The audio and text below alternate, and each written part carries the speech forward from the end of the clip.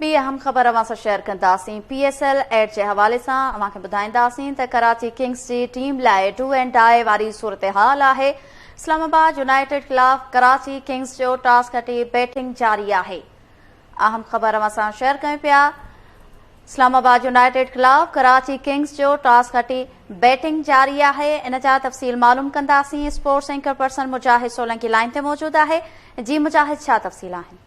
जी बिल्कुल, कराची किंग्स ऐं इस्लामाबाद यूनाइटेड जी टीमुनि विच में पाकिस्तान सुपर लीग जी अहम मैच आहे ऐं अहम मैच सभ खां वधीक कराची किंग्स लाइ आहे, छाकाणि जो कराची किंग्स खे बाक़ी रहियल जेके मैचूं आहिनि मजमूई तौर ते 3 उन्हनि जी मैचूं रहनि थियूं। हिन खां पोइ 2 मैचूं आहिनि, उन समूरनि मैचुनि में हिकु त कामयाबी हासिल करणी आहे, प्लस में मुखालिफ़ टीम जे ख़िलाफ़ वॾे टोटल सां ई कामयाबी हासिल करणी आहे। त उन खां पोइ उन्हनि जा 10 पॉइंट थींदा ऐं उन सां गॾु जेके ॿिए टीमूं आहिनि उन्हनि जे पॉइंट टेबल ऐं रन रेट खे ॾिसी करे इहो चई सघिजे थो त कराची जी पोज़ीशन किथे आहे। पर हिन वक़्तु कराची जी मजमूई तौर ते पोज़ीशन जेकी आहे उहा पॉइंट टेबल ते 5 नंबर ते आहे, जॾहिं लाहौर कलंदर जी टीम जेकी आहे उहा हिन वक़्तु 1 नंबर ते आहे। अॼु टॉस खटी पहिरीं बैटिंग करण जो फ़ैसिलो कयो आहे कराची किंग्स जी टीम ऐं मजमूई तौर ते उन्हनि जे 3 ओवरनि में 29 रन थी चुका आहिनि।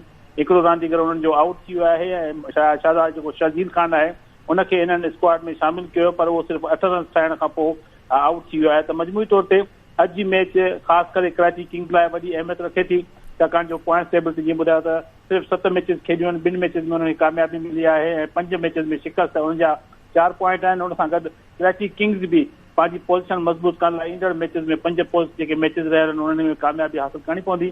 त कराची किंग्स लाइ तमामु टफ कंडीशन आहे ऐं इस्लामाबाद यूनाइटेड जी टीम जेकी आहे उहा पॉइंट टेबल ते मजमूई तौर ते 3 नंबर ते आहे। उन्हनि जा 6 पॉइंट आहिनि, 5 मैचिस खेॾिया आहिनि, उन्हनि 3 में कामयाबी हासिल कई आहे, 3 में उन्हनि खे शिकस्त आहे। त अॼु जेकॾहिं इस्लामाबाद यूनाइटेड टीम बि कामयाबी हासिल करे थी 8 पॉइंट हासिल करे 2 नंबर ते पहुची वेंदी एवरेज जे हिसाब सां। पर सभ खां वधीक अंडर प्रेशर जेकी टीम आहे उहा कराची किंग्स जी आहे। जी वरी महिरबानी नाज़िम मुजाहिद सोलंकी तफ़सील ॾिना आहिनि।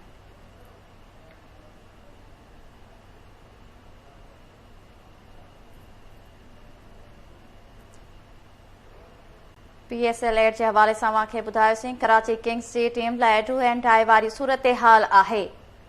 ब्रेकिंग न्यूज़ अव्हां सां शेयर कयूं पिया। इस्लामाबाद यूनाइटेड ख़िलाफ़ कराची किंग्स जी टॉस खटी बैटिंग जारी आहे।